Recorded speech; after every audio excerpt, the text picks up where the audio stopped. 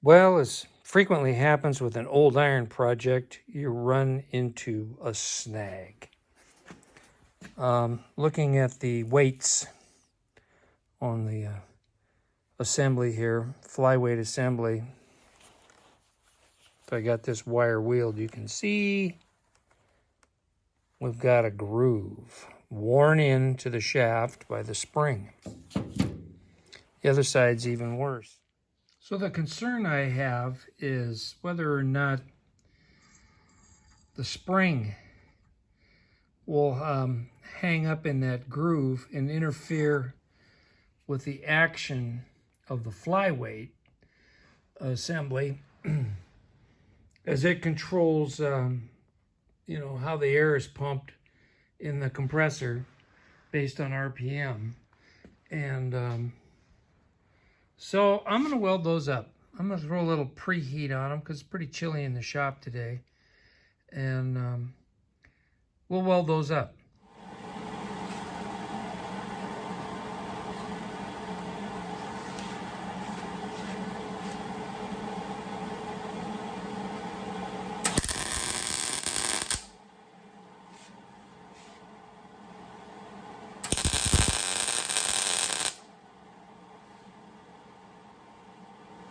I can Gorilla Glob with the best of them.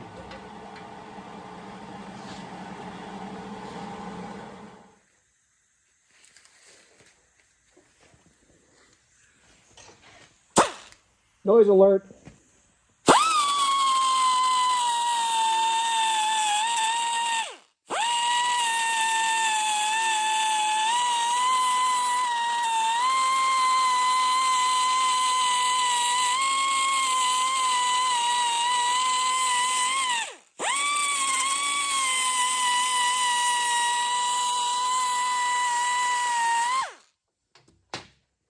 You get the idea. Well, to quote the Shade Tree Fix-It Man and 805 Road King, the file is your friend. The corollary to that is don't forget your file card to keep the file clean. So I took this down as far as I dare with the die grinder. Now I'm going to work the weld over start with a mill bastard file, then I'm going to finish it off with a mill smooth file, and then a little emery and probably some Scotch-Brite.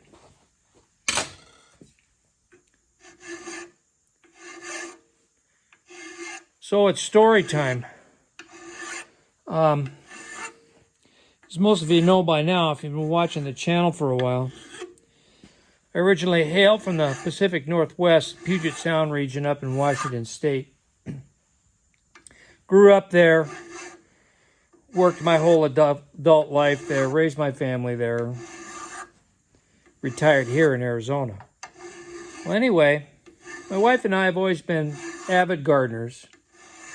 Fruit trees, big garden area, and of course Nancy, she loves to do flowers.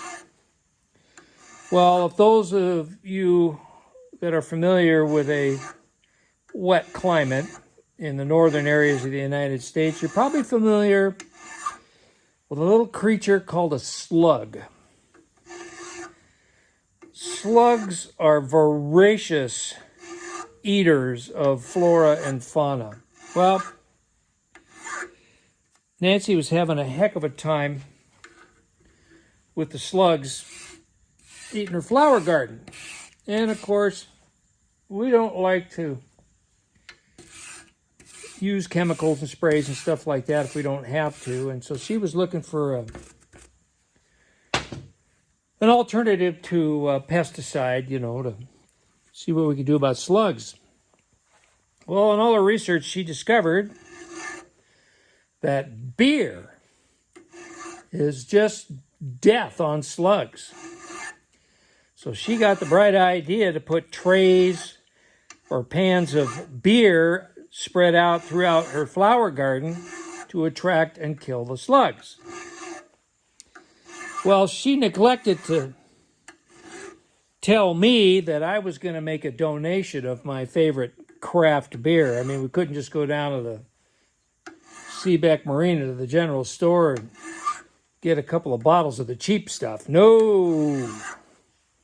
She got into the refrigerator and into my favorite craft beer, and she filled her trays and set them out throughout her flower garden. Pleased with herself, figuring the problem is solved, kill the slugs, save the flowers. Well,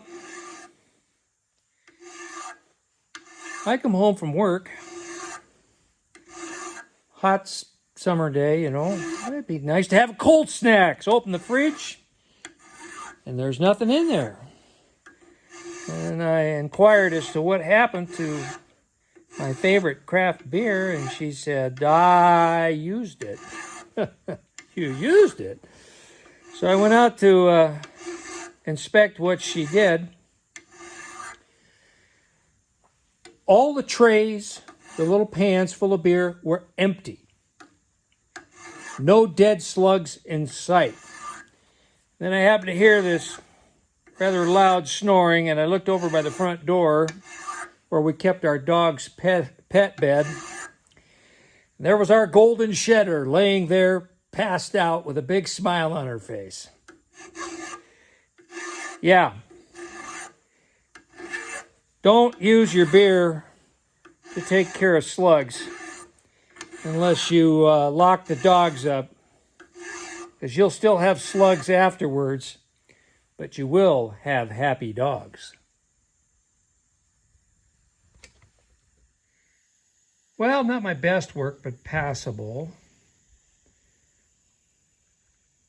We got a little porosity right through here, but the, sorry, focus.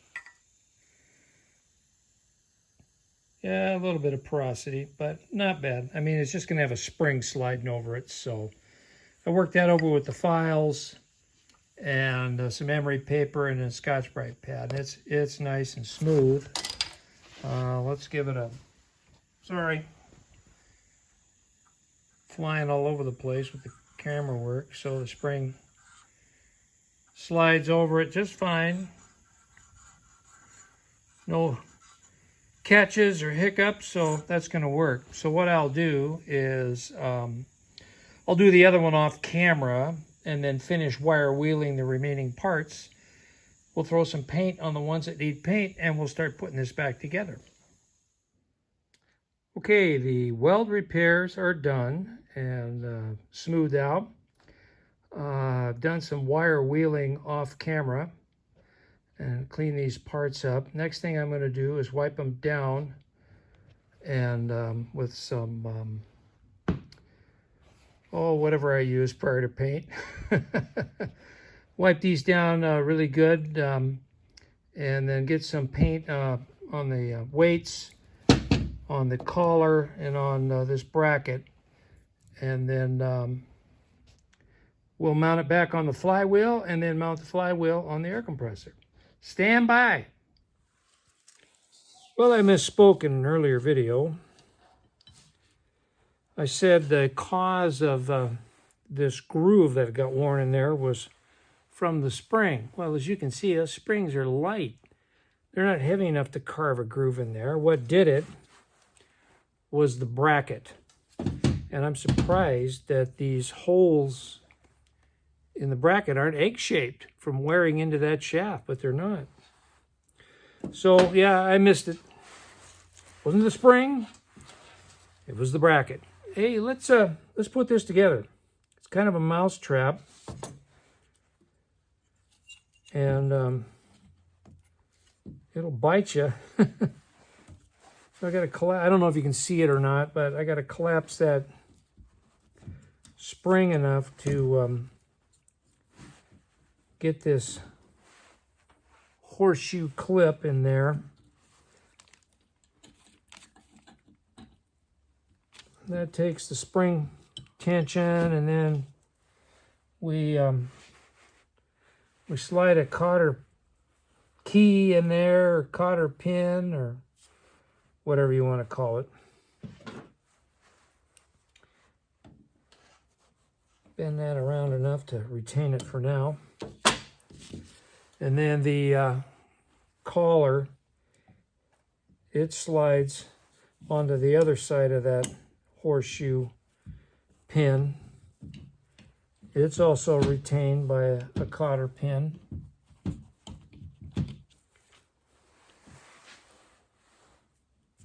if I can do this without snapping my fingers.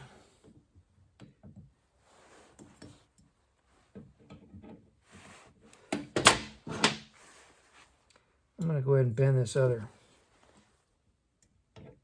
one around a little more. There. And then we rinse and repeat for the other side.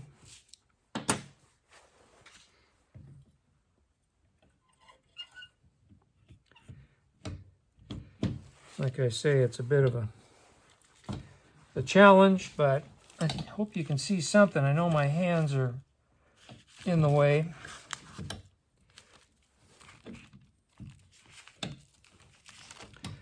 And there's all kinds of interference.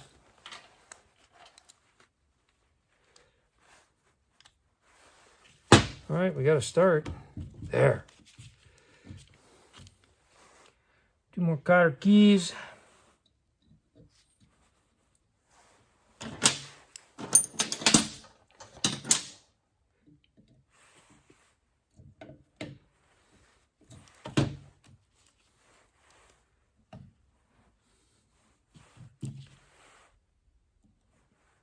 So I hope you guys, in the previous little clip there, hope you don't mind my stories. Let me know in the comments if you like the stories. If you do, great. I'll continue them. If not, I'll shut up. So there we go. We've got a finished assembly. Now, I've got to mount this on the flywheel, and then we'll mount the flywheel and the whole 9 yards onto the Curtis air compressor. So I'll bring you back in a couple of minutes. Well, let's try and put this together. I put a light skim coat of Super Lube around this. Hope you can see that. It's probably bass-ackwards. Anyway, not sponsored, just what I use. Because this collar slides over that. So again, it's kind of a mousetrap affair. I've got to get it lined up just so. Get these 1/4-20 studs started. Get the bracket around that. The shafts on the flyweight get in the way. All right, there we go.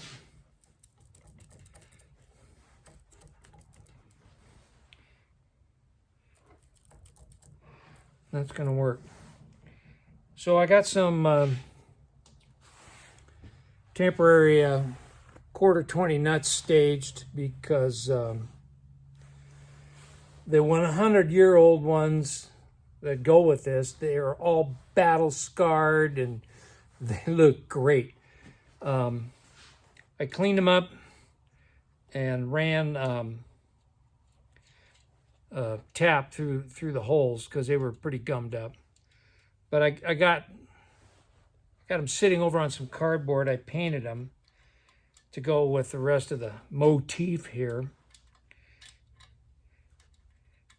And but they're so original. The hole is not centered in the nut. I mean, just all those little details that add up to something really cool. Let me grab a 7/16 wrench here really quick.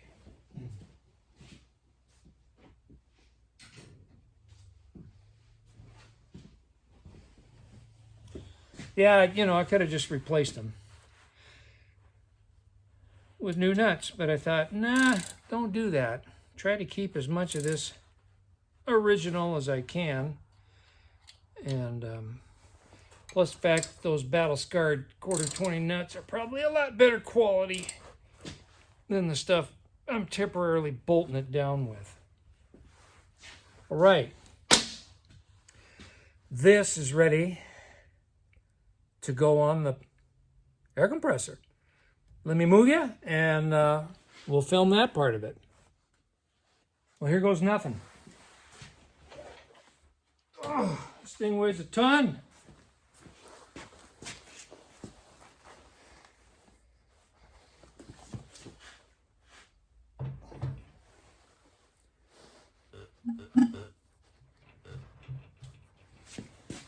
Boy.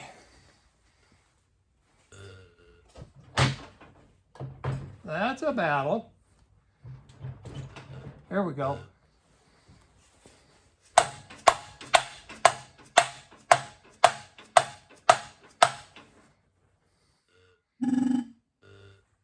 Love the way that sounds. Okay, I've got to line that up on the key, so I'll bring you right back. All right, that's a little better alignment.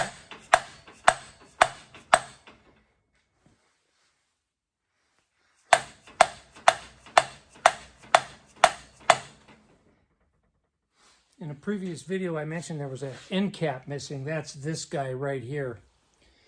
I'm going to do an eBay search and see if I can find one. If not, I'll probably wind up making one.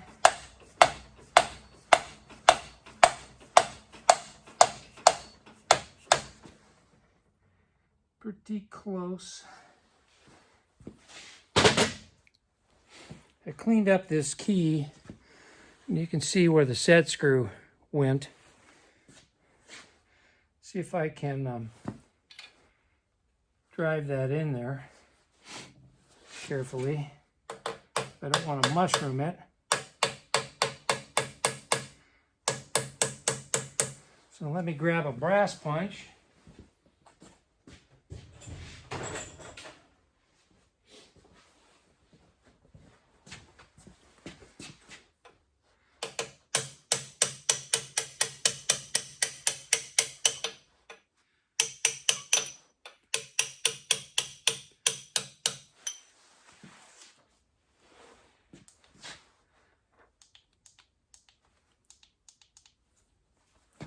All right, I've got to drive the flywheel on a little bit farther.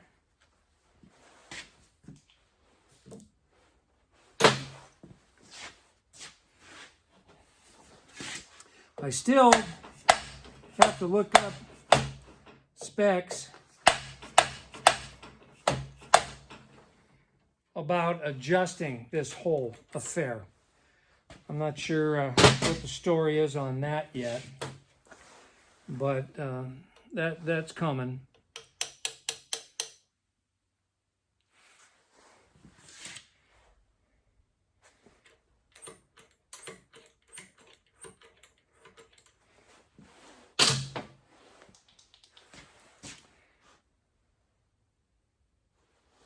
I think I'm probably pretty close to where I should be.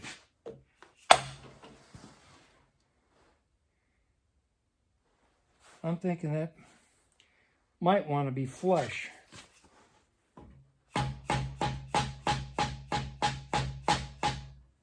Good enough.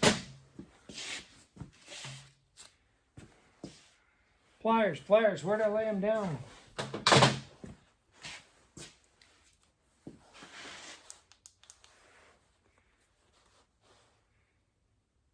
Yeah, that looks pretty good. Actually, you know what?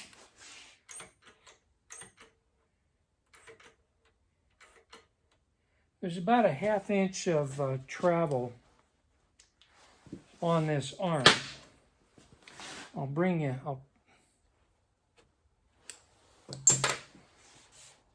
pull you out of the tripod here in a second and show you.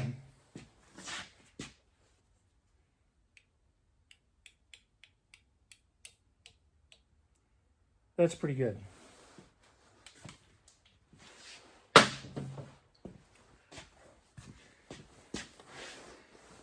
So the set screw, I'm going to put a little blue Loctite on, just because. And I'll probably have to pull this all apart for adjustment, but yeah, it's all good.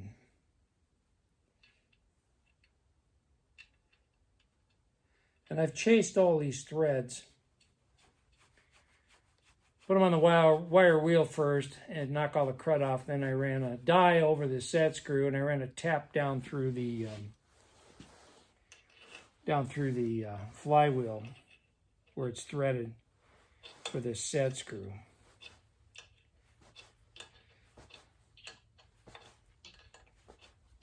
You know, it's funny, in an earlier video, when I rolled this crankshaft over to see if this thing made air, and it did, made that funny sound. Well, I'd mentioned earlier this thing looks like a pig with lipstick. Well, when I was rolling it over, it was making that funny sound. Well, it's this sound. Well, Duke from Duke's World, he made a comment that says, it even sounds like a pig. So, guess what? That's what we're naming this air compressor. The pig. Why not have a little fun? I mean, what the heck? Isn't that what we do YouTube for? Have a little fun? Okay, let me get that excess Loctite out of there.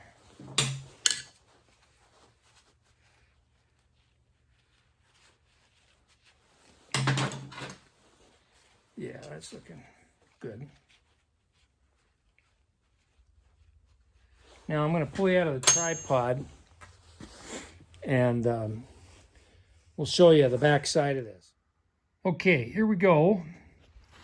You can see right where my fat finger is. I don't know how much gap that should be. There is travel on this control arm for the plunger valve up above.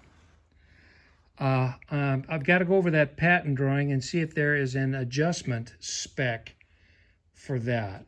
What that gap is supposed to be and how much travel there's supposed to be on this. There's an adjustment screw there also that has to go in or out.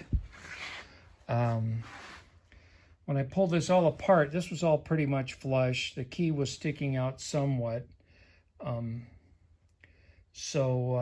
who knows if that's right? I mean, 100 years of people fooling with this thing, you just don't know. So yeah, I've got some checking to do on that, but we'll see what happens. Okay, well, as I just said, I'm going to look up some adjustment specs, see if I can find any info on that, do some final adjustments. The final video, I'm going to shoot one more video, and that's cleaning, prepping the air tank, getting that painted, getting that mounted on the pump jack trailer, and then of course mounting the pig on the pump jack trailer. Love that sound. And then we'll crank off a little International LB engine, see what kind of air we can make on this thing.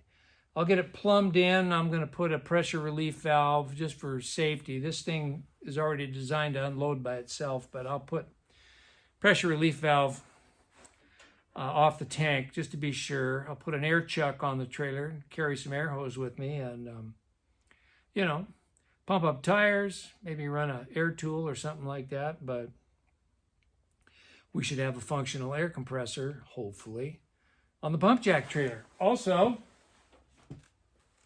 when I bought the trailer, Jim had a belt for this thing because he used to make air with it before it sat outside for a year, got rain, and got stuck.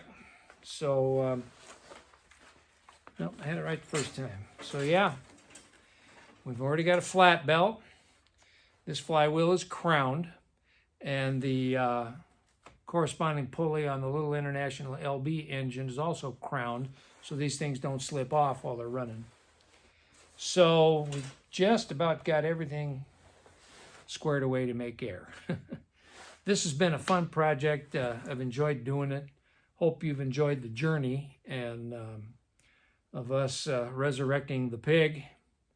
So stick around in the near future, and we'll finish this project off, get it all mounted on the trailer, and make some air. And I got to get crack-a-lacking on that because got some shows coming up, January, February, and March. So I'd like to have this all wrapped up by then. So anyway, thanks for watching and sharing and joking in the comments. And got some more new subscribers. Thanks for joining us. And as always, for my existing subscribers, thanks for sticking around. And we'll see you on the next one. See if we can't wrap this up. Catch you later.